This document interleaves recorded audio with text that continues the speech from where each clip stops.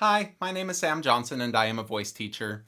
Today I will be reacting to and analyzing Emma Koch performing Voilà with André Rieu. I hope I got any of those pronounced kind of like how they like to pronounce it. Emma Koch is a 15-year-old. I have seen just like a teeny bit of this clip before, but I've never really given it too much of a thought. And then one of my students asked me to do a reaction to this one, so here we go. Écoutez-moi, moi la chanteuse à demi. Okay, first off, I'm glad that she's microphoned. I know it's an obvious gimme kind of thing when you're singing in front of such a big crowd and outdoors and everything, but when a young person starts singing and they try to sound older, a lot of times they do that by getting loud. And so, first thing that I hear is she's at least letting her voice be what it is right now. It doesn't seem like she's trying to force anything from the first moment. And, we can't say that's going to happen all the way through, but it's a good sign. I just get really worried when I watch young singers in high stress situations. I don't know why completely. Parlez-moi à vos amours, à vos amis, parlez-leur de cette fille aux yeux noirs. There's a lot of airflow in what she's doing. There's not a ton of vocal cord closure. Et de ce rêve fou. There is some vocal cord closure, though. We wouldn't be able to get such a beautiful vibrato if there wasn't any. But I think that as she goes into the middle and upper part of her range, she's probably going to have a little bit more chord adduction. Moi, ce que je veux, c'est écrire des histoires qui arrivent jusqu'à vous. Yeah, when she uses that plosive, gets a little bit more of that chord adduction versus abduction. Vocal cord adduction is when the vocal cords come together. Abduction is when they're not coming together as much. C'est tout.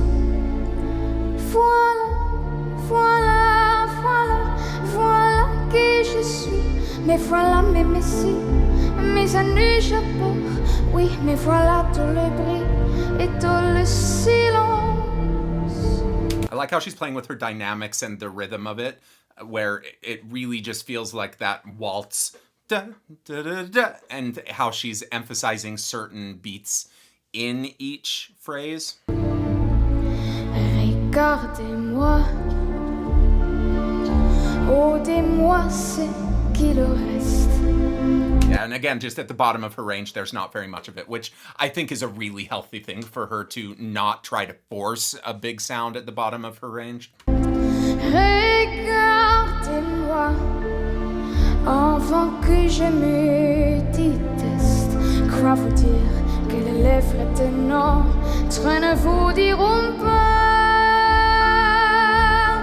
Yeah, that's beautiful. And it sure seems like a lot of people are regarding Voix, am I right? This has 116 million views. That's a lot of regarding to happen. Ces petites choses, mais moi, tout ce que j'ai, je le dépose là. Voilà, voilà, voilà, voilà, voilà qui je suis.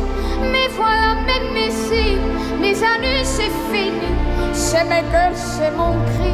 Mais vous voilà, tant pis. I am hearing some of the voila. It sounds almost like an F, like she's not voicing it as much, but then her singing sounds really good and effortless after. And I assume that she's a more native French speaker than I am, so it's probably, totally understandable by people who are listening to her.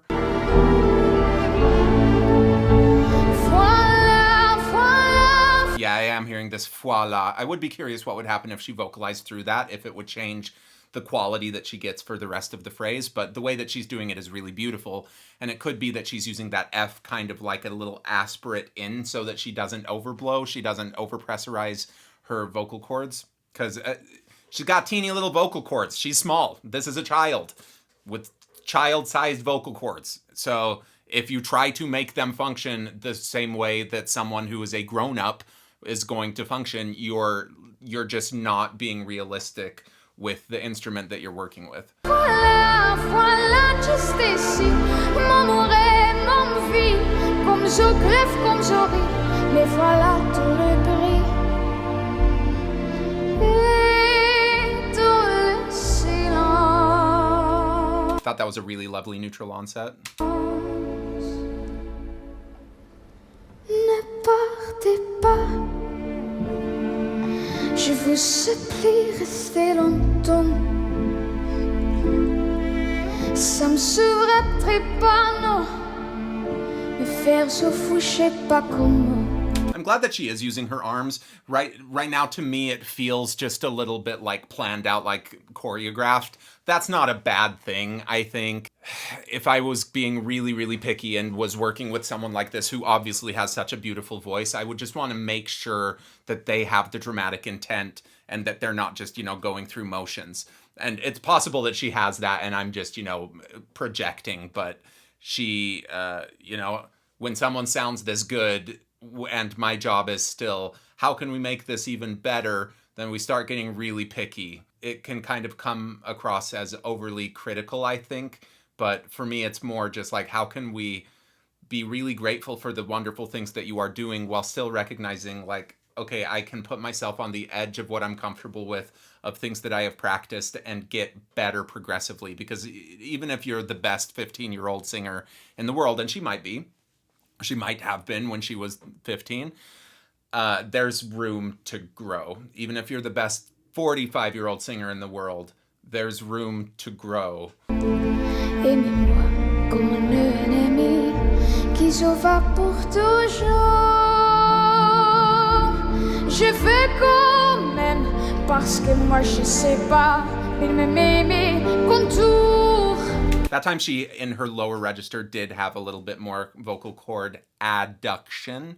Sounds just a little bit more full. Hey, hey, hey versus hey, hey, hey. Voilà, voilà, voilà, voilà qui je suis. Mais voilà mes messies, mes amis je pourris. Mais voilà tout le bris et nous le firons aussi. That middle part of her voice is really, really golden. It just vibrates so well. Such a beautiful sound. Gardez-moi fort et mes yeux, aimez-moi. Tout ce que j'ai ici, c'est ma gueule, c'est mon cri. And this is where she's going into more of this yelly sort of approach. But it doesn't sound to me like she's overdoing it still. I'm really not getting very many alarm bells with her. Mais voilà, mais voilà, mais voilà.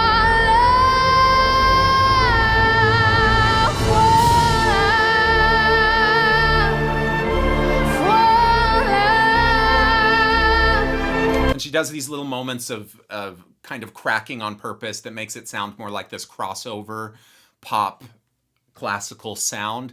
The vibrato that she's getting, the tone quality that she's getting all the way through sounds, on the edge of classical for sure. But she does these little things that you just don't really see professional classical singers do very much. The little vocal crack, some of how she's doing some of the onsets, and the way that she's handling her lowest range that just doesn't sound like that, which I think is great.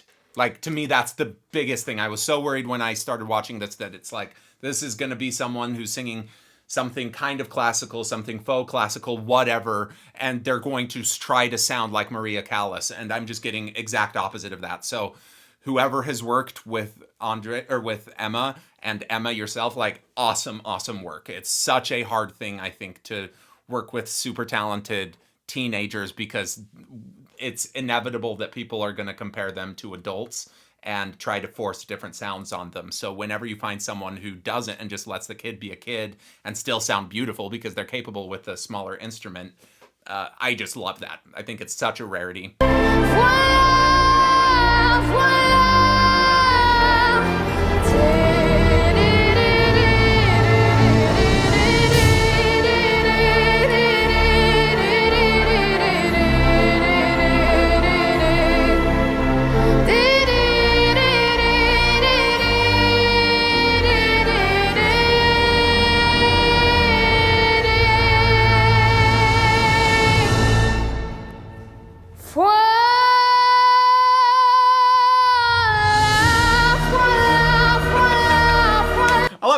love when people feel things when they're watching really good singers.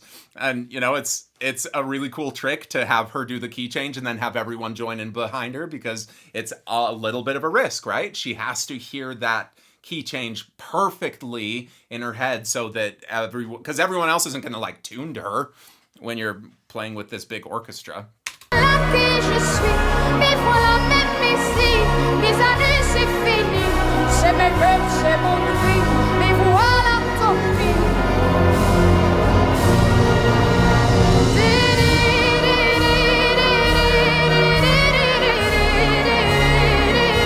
I like these DDDs more than I liked the first DDDs. She seems a little more confident with them. They're just a little bit more certain to me, and I like them more.